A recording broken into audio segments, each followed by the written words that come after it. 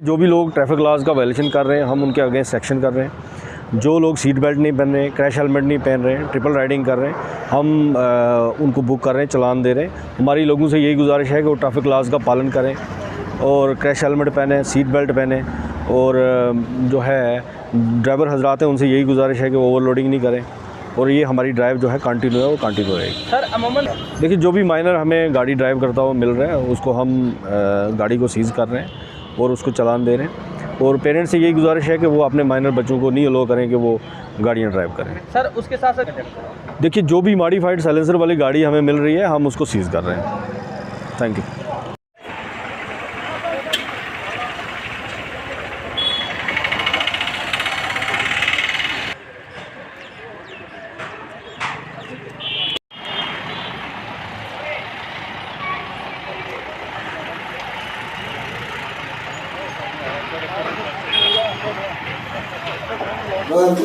लड़ाई 1947 से देखें, चीफ मिनिस्टर, प्राइम मिनिस्टर अगर चीफ पीपुल्स कॉन्फ्रेंस के लिए ये सवाल नहीं है आज आप आए किस लिए आए। जम्मू कश्मीर पीपुल्स कॉन्फ्रेंस को आप सजाद गनी लोन साहब की कयादत में हर जगह आप पाओगे। अभी तो बांडीपुरा से गुरेज का रास्ता बंद है, वरना हमें गुरेज जाने से कोई नहीं रोक सकता। और ये तय है कि नौजवानों का एतमाद पूरा सजाद गनी लोन साहब पर है। सजाद गनी लोन साहब निडर लीडर है। सजाद गनी लोन साहब की कयादत में जम्मू कश्मीर पीपुल्स कॉन्फ्रेंस ही नहीं बल्कि जम्मू कश्मीर वापस रियासत बनेगी। वापस कश्मीरी को और जम्मू के लोगों को अपनी आइडेंटिटी मिलेगी और वापस खुशहाली आएगी।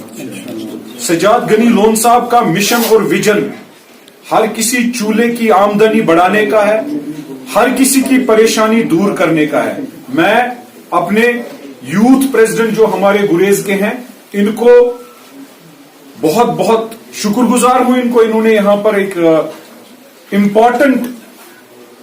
अपने इंपॉर्टेंट जो जी-इज्जत यूथ हैं उनका एक इजलास रखा। उसके साथ साथ आज हमने भी जम्मू कश्मीर पीपुल्स कॉन्फ्रेंस गुरेज कॉन्स्टिट्यूएंसी का यहां भी दफ्तर खोला।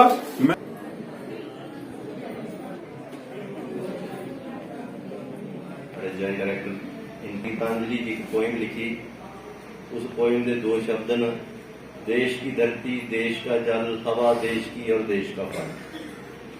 ये उस टाइम लिखा था। इस देश की इतनी महत्व है कि देश की धरती, देश का जल, देश हवा देश की और देश का फल। तो आज असेंगी जो प्रोग्राम किया नेचुरल फार्मिंग, कुदरती तौर पर खेती जी है, जैविक खेती कियां करनी। जैविक खेती जी है अज इसकी जरूरत पई, इसकी जरूरत इस वास्ते पई कि असी बड़ी दूर निकलीए। असें अन्न जल, अन्न फल फ्रूट सब्जी पैदा करना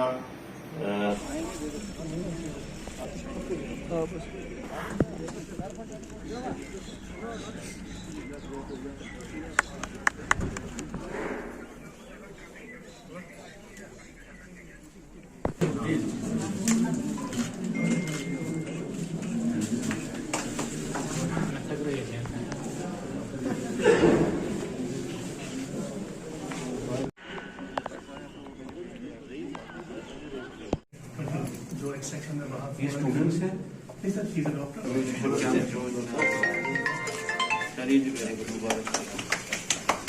Myself, Principal Shadipora, willing to donate 1.0 along with my students, male and female.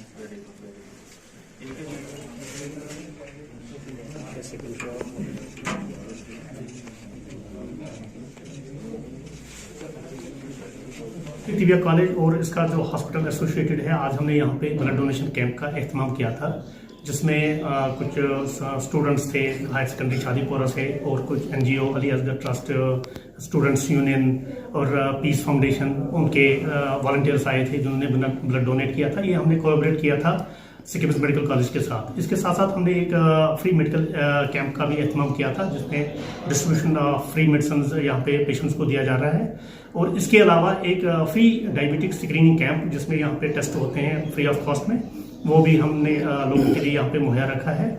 इससे बढ़कर एक बड़ी बात जो खुशखबरी है डिस्ट्रिक्ट बांडीपोरा के लिए, खासकर हमारे पास जो ऑपरेशन थिएटर था अभी तक ये नॉन फंक्शनल था।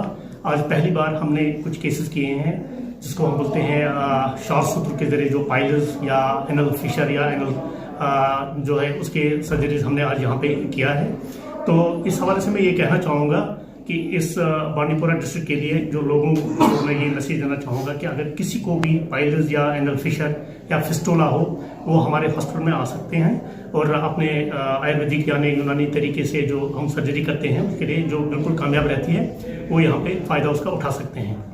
इसके साथ साथ इस हॉस्पिटल में हमने कुछ और भी फैसिलिटी रखी है, जैसे कि डेंटल शिवाल से ये पवित्र छड़ी यात्रा मां सुकराला देवी जी के वहां श्री चरणों में जा रही है।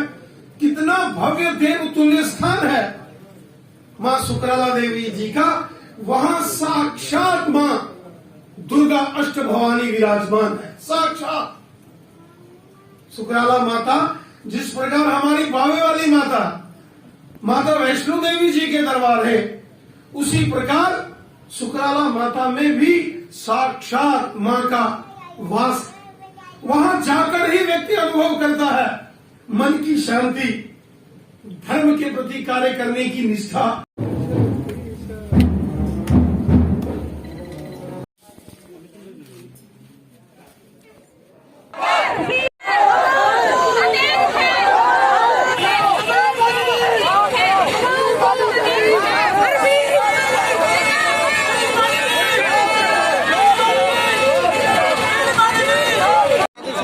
हमने 4 गवर्नर साहब को जो यहाँ से रिक्वेस्ट की, यहाँ से मेल किया मुलाकात के लिए, तो हमें कोई मुलाकात अभी तक नहीं मिल रही है। लिहाजा हम ये चाहते हैं कि आज भी हम गवर्नर यहाँ से जाया जाए, हम जाने की कोशिश करेंगे। अभी गवर्नर जाना चाहते हैं कि गवर्नर साहब को बताएंगे कि ये गरीब लोगों की दर्द है, गरीब लोगों की दर्द को पहचानिए। क्योंकि आप कहते हो कि स्मार्ट सिटी बनानी है, आप कहते हो कि जम्मू कश्मीर की डेवलपमेंट करनी है। डेवलपमेंट तब होगी तो जब इन गरीब लोगों का बिजली बिल का माफ किया जाएगा, तब हम मानेंगे कि हमारे जम्मू कश्मीर में अच्छी गवर्नमेंट चल रही है और गरीबों के हित में बात कर रहे हैं। आज गरीब लोग जो हैं बहुत ज़्यादा मजबूर हो चुके हैं, आज रोडों पे आ चुके हैं। हम ये चाहते हैं कि इनका बिजली का बिल और पानी का बिल पुराना माफ किया जाए, नए सिरे से जो लगता है वो लागू कीजिए। हम उसके लिए कोई इतराज नहीं करेंगे। लेकिन जो 3 साल लॉकडाउन रहे उसकी वजह से लोग जो बहुत ज़्यादा पीछे हो गए हैं, क्योंकि लोगों को आज एक रात को नींद नहीं आ रही है, उनकी जाके बिजली काट रहे हैं। क्योंकि आपका बिल है 2 लाख, आपका 3 लाख। जो दिहाड़ीदार मजदूर गरीब लोग हैं, ये कहाँ से 3 लाख 4 लाख बिल भरेंगे। लिहाजा हम चाहते हैं कि जम्मू कश्मीर की गवर्नमेंट को कि आपने इतना कुछ किया, स्टेट तोड़ दी, 370 दफा तोड़ दी, लेकिन एक काम नेक ये भी अच्छा कर दो कि गरीब लोगों की जो पानी बत्ती बिल को माफ कर दो। यही हमारी डिमांड है। आज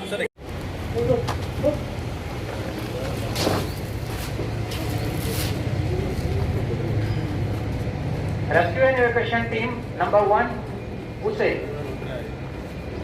कंटामिनेशन का जो प्रोसेस है उसको गुजारना, ये बहुत इंपॉर्टेंट है। अगर कोई रेडिएशन फील्ड में इन्फेक्टेड हो गया और उसके बाद उनको हमने रेस्क्यू करके जो सही लोग हैं उनके बीच में लेकर के आ गए, तो उससे रेडिएशन उन लोगों को भी फैल जाएगा जो कि सुरक्षित थे। तो ये बहुत इंपॉर्टेंट है। बेसिक चाहे यहाँ पे दिखाने के तौर पे उसको इतने डिटेल उसमें नहीं दिखाया गया है, लेकिन ये बहुत लंबा प्रोसेस है। अगर आप कुछ न्यूक्लियर घटनाओं को वर्ल्ड वाइड देखें तो जो चेर्नोबिल जैसी जो यूक्रेन की घटना है, अभी तक 1986 के बाद अभी तक उस पूरे जोन को 30 किलोमीटर के रेडियस में किसी इंसानों को रहने के लिए उसको परमिट नहीं किया जा रहा है। ये एक यहाँ पे इसका हम बहुत एक छोटा रूप दिखा रहे हैं, लेकिन इसका एक असल में बहुत विवत्स रूप है। इस न्यूक्लियर इमरजेंसी का बहुत विवत्स रूप है इसका। 30 किलोमीटर जो एक पियास बोलने वाली एक सिटी है यूक्रेन में, एकमात्र सिटी है दुनिया की जिसमें पॉपुलेशन 0 है, वो पूरी सिटी को खाली करवाना पड़ा है और आज भी वो सिटी में किसी हैबिटेशन को परमिट नहीं किया गया है। ये है इस न्यूक्लियर रेडिएशन की सीवियरिटी। तो इन चीज़ों को हम सब लोगों को आपस में समझना है, दूसरों को कन्वे करना है। जितनी भी एजेंसियां सरकारी या नॉन गवर्नमेंटल ऑर्गेनाइजेशन जो भी हम इस फील्ड में काम कर रहे हैं, सबको हमें इस चीज़ की जागरूकता होनी चाहिए। बेसिक चीज़ें मैं सभी लोगों से ये इस चीज़ के ऊपर फोकस करने के लिए कहना चाहूँगा कि बेसिक एम होना चाहिए कि हम सबके पास 3 चीज़ें, एक बॉडी का जो प्रोटेक्शन के लिए जो गियर है वो हर स्तर पर हो, जो भी लोग इस चीज़ में काम कर रहे हैं उनके लिए बॉडी प्रोटेक्शन के जो उपकरण है वो हो, रिस्पिरेटरी सिस्टम एडिक्वेट मात्रा में हर जगह पे हो, और तीसरा डिटेक्शन के इक्विपमेंट, चाहे वो बायोलॉजिकल के टर्म में हो, चाहे केमिकल टर्म में हो, चाहे रेडियोलॉजिकल के संदर्भ में हो।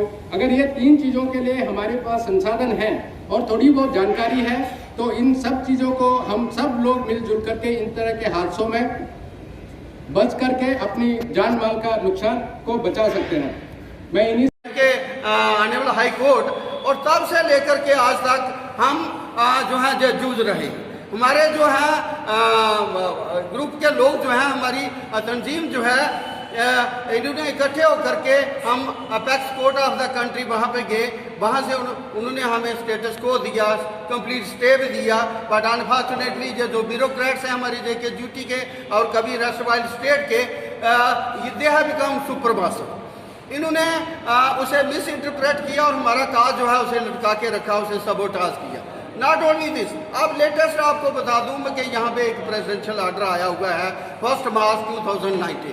उसकी वजह से 77 कॉन्स्टिट्यूशनल अमेंडमेंट जो है that stand extended to the JK duty, but unfortunately उसमें एक पार्ट जो है that was with regard to the economical weaker sections, उनको तो इन्होंने 10% जो है रातों रात दे दी।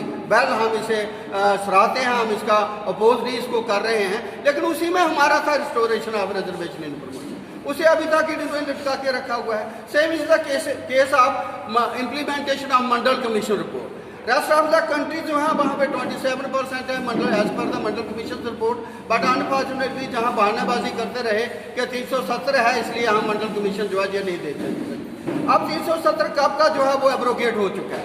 अब इनके पास कौन सा बहाना है? इनको बेचारों को पहले 2% थी, अब ज़्यादा से ज़्यादा 4 कर दी है, तो इसके लिए भी हम कर रहे हैं। Same is the case with the ये जो dilution of ST status, scheduled tribe status जो है इसमें 12 कम्युनिटीज आती हैं। अब ये क्या कह रहे हैं कि they are likely to give this scheduled tribe status to the people simply on the basis of that they. जवाब दो, 350 का कातिल कौन है? 350 का कातिल कौन है? 350 का कातिल कौन? पैटर्नाइज करा, कौन से प्रधानमंत्री के साथ भेंट करी, कैसे कैसे हालात बने। वो बेटा कराटे शरेआम कहता रहा, 20 को मारा, पकड़ा किसी ने नहीं। 1990, 19, 20, 21, 22 जम्मू कश्मीर का मालिक कौन था? हमको बताने का प्रयास किया जाए। दिल्ली के अंदर प्रधानमंत्री मालिक था या जिसने रिजाइन करा था फारूक अब्दुल्ला ने वो मालिक था? और जगमोहन जी तो वहाँ पहुँचे ही नहीं थे, वो तो 22 को पहुँचे। ये सारी घटनाएं जो घट गई, आपने एक बिल लाया जगमोहन जी है, श्रीमान फारूक अब्दुल्ला जी, आपसे पूछना चाहता हूँ, आपने कहा कश्मीरी पंडितों की प्रॉपर्टियों को उसके लिए एक बिल लाएंगे और बाद में उसको बेच देंगे, क्या ये सच्चा है? फारूक अब्दुल्ला इसका भी उत्तर देंगे। इसके बाद मैं महबूबा मुफ्ती से पूछूंगा, इसके बाद कश्मीर के सारे नेताओं से बार बार पूछूंगा, यासीन मलिक का मालिक कौन था? यासीन मलिक की यारी किसके साथ थी? जेके अलफ का चीफ कौन था? जेके अलफ को बनाने वाला कौन था? जेके अलफ को वहाँ उगाने वाला कौन था? आज सारे सवालों का जवाब देना होगा। और ये जो 350 हत्याएं वहाँ हुई, जिसके अंदर टिकालाल टिपलू एक जज जिसने एक मिलिटेंट को पनिशमेंट दी, 4 घंटे उसकी बॉडी सड़क पर पड़ी रही, कोई उठाने वाला नहीं था। क्या ये एडमिनिस्ट्रेशन थी? डीजीपी जगत उसका उत्तर देने का प्रयास करें। उसको किस किसने मजबूर करा? इस यूनिफॉर्म को किसने मजबूर करा कि ऐसे लोगों को नहीं पकड़ना है? आज जवाब देने का आपको प्रयास करना होगा। और मैं बड़ा स्पष्ट करना चाहता हूँ, ये जो बचने का प्रयास हो रहा है, कमीशन बैठा दो। अरे कमीशन बैठाना बाद का विषय है, जब सारी घटनाएं घटी तब क्यों नहीं कुछ हुआ? कमीशन तो आज बैठेगा, आज कमीशन बैठाने वाले लोग भी आ गए। लेकिन मैं फिर मांग करना चाहता हूँ, इस सारे संदर्भ के अंदर सबको अपनी जिम्मेवारी का निर्वाह करना पड़ेगा। वरुण बानी, अगर मुझे मालूम होता तो मरता नहीं। आज उस लेडी के विषय की बात करने पड़ेगी। वरुण बानी के घर पैसे कौन कौन देने गया, अब उनसे भी पूछा जाएगा। और चेक क्यों दिया, एक मिलिटेंट जिसने लोगों को मारा उसके घर चेक देने के लिए गए। ये सारी बातें आगे मांग का विषय है। डीजीपी ने कहा है कि 70 आतंकियों को जब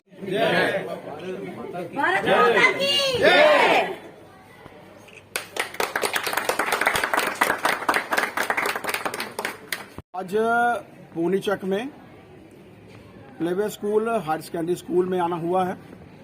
एक अलग से ब्लॉक जो है उसका लोकार्पण किया गया, बच्चों के लिए खोला गया।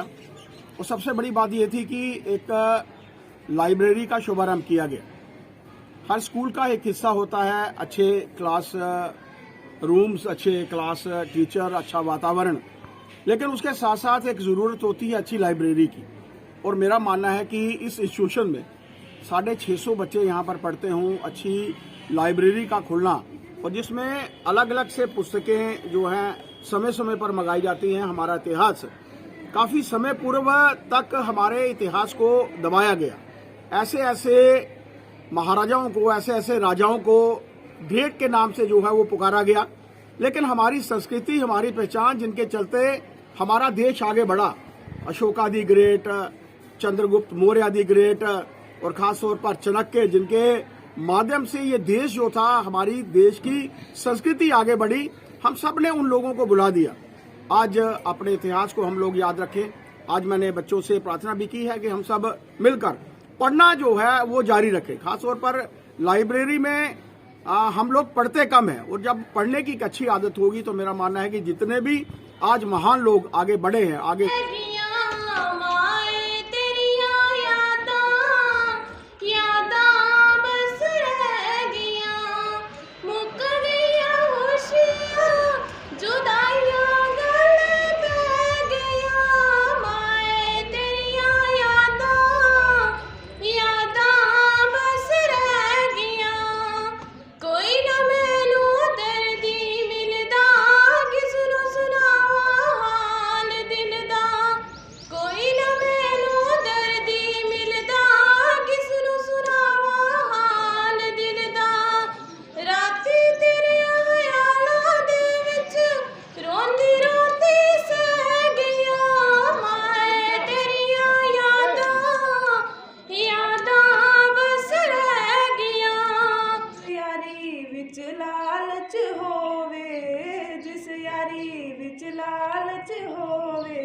तोड़ कदे ना चढ़दी चादर वीरो वीर मोहम्मद कड़िया नाल जोड़दी। ये इसलिए है कि 1960 में से लेके 1916 तक 2016 तक ये एक सर्वे हुआ गया। उस सर्वे में 6 करोड़ पीपल जो हैं वो पॉवर्टी लाइन में चले गए। वो इसलिए चले गए कि due to medical expensive. Government ये चाहती है कि हमारी जितनी भी स्वस्थ रहे, आयुष्मान का मतलब है लॉन्ग लाइफ, जितनी आप लॉन्ग लाइफ, जितनी आप हेल्दी लाइफ होंगे, इतना वर्कआउट आपका करते थे कि जहाँ भी कोई प्रॉब्लम हो गया, किसी की बाजू टूट गई तो लोग वहाँ पर देख लेते थे कि वो बंदा बाजू से जाता, हम उसके पास चले जाते हैं। वो इसलिए होता था कि हमारे पास इतने एक्सपेंसिव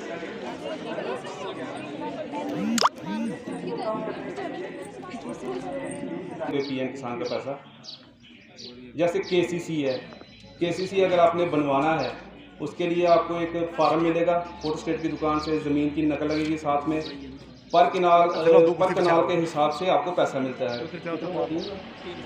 पर कनाल का बैंक आपको देता है 3000, और इसमें इंटरेस्ट भी कम होता है, 4% होगा। 6 महीने में इसको वापस करना पड़ता है केसीसी के विद इंटरेस्ट। 4% इंटरेस्ट अपना सेंटर की तरफ से आता है, 4% आपको देना पड़ेगा। Thank you. आज का जो हमारा कैंप है ये 5 ग्राई गवर्नमेंट हायर सेकेंडरी स्कूल कुकोड़ा में हमने ऑर्गेनाइज़ किया। ये नेबरहुड यूथ पार्लियामेंट प्रोग्राम जो है, ये आप जैसे इस चीज़ से वाकिफ़ ही हैं कि काफ़ी अरसे से 1 महीने से हमारे प्रोग्राम जो हैं डिस्ट्रिक्ट में अलग अलग जगह जो है वो हम कर रहे हैं। नेहरू युवा केंद्र डिपार्टमेंट जो है वो कर रहा है हर ब्लॉक में, हर जगह। तो ये प्रोग्राम भी वैसे ही हमने जो है अवेयरनेस का प्रोग्राम जो है यहाँ 5 ग्रामीण ब्लॉक में जो है वो ऑर्गेनाइज़ किया, जिसमें हमारे बीच जो है वो डिपार्टमेंट एग्रीकल्चर डिपार्टमेंट से हमारे बीच जो है वो जसप्रीत सिंह जी एईओ जो है मंजाकोट, उन्होंने अपनी स्कीमों के बारे में जो हमारे यूथ को और लोगों को अवेयर किया। उसके बाद हमारे हेल्थ डिपार्टमेंट के जो हमारे बीच ZMO तारिक खान जी थे, उन्होंने हमें जो है हमारे यूथ को जो है अपनी स्कीमों के बारे में अवेयर किया और बताया। जैसे आपने कहा कि पिछले काफ़ी अरसे से चल रहे हैं, लेकिन आप जो है आप इस चीज़ से बखूबी वाकिफ़ हैं कि 31 मार्च है, इसके बाद अब नेक्स्ट जो है अप्रैल के महीने में जो है दोबारा फिर हमारी जो है वो एक्टिविटी जो है वो शुरू हो जाएगी। तो इंशाअल्लाह हम जो है हर गांव, हर पंचायत, हर ब्लॉक में जो है नेहरू युवा केंद्र जो है ये ऐसे प्रोग्राम करेगा और जो यूथ है और जो लोग हैं उनको जानकारी जो है वो फराहम करेगा, जो गवर्नमेंट की जो स्कीमें हैं वो चालू है। मैं यूथ को यही मैसेज देना चाहता हूँ कि आप सामने आइए, ऐसे प्रोग्राम जो है उनमें आइए, वो प्रोग्राम जो हैं वो ऑर्गेनाइज़ कीजिए। इन प्रोग्रामों से आपको जो है अपनी स्टेज मिलेगी और काफ़ी जो गवर्नमेंट की स्कीमें चल रही हैं उसके बारे में जो है वो आपको अवेयरनेस जानकारी मिलेगी और उनका जो है आप फ़ायदा ले सकते हैं गवर्नमेंट से उन स्कीमों का।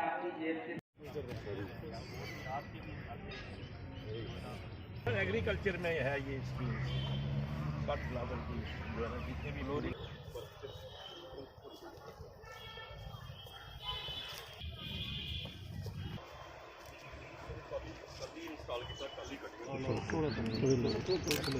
दो बार कर लेंगे। आज आपने कृषि चंद्र पार्क का जो है यहाँ पे आके यहाँ पे विजिट किया था।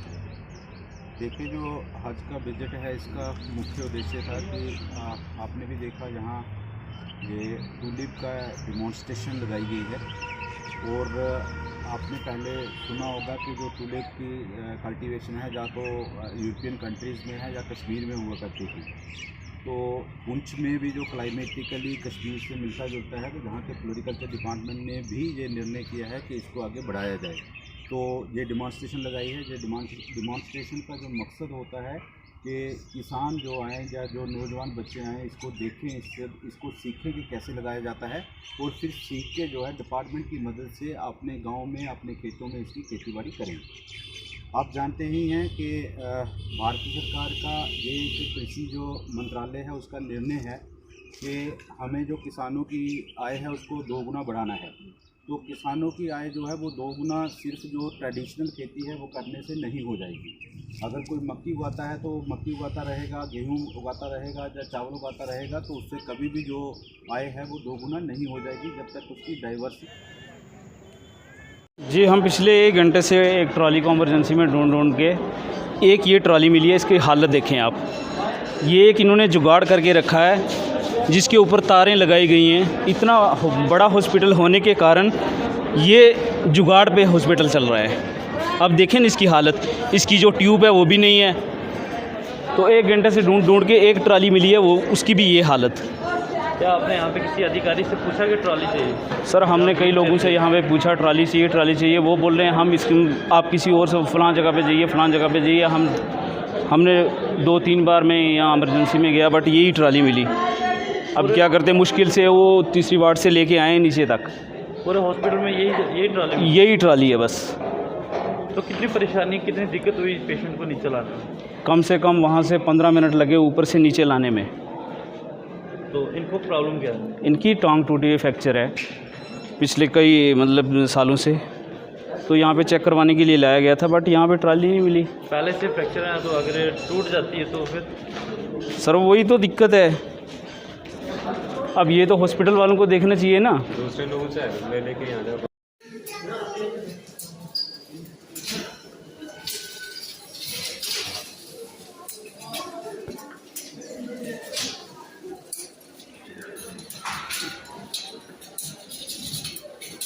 बेटा आगे आए, वो भी काम करें।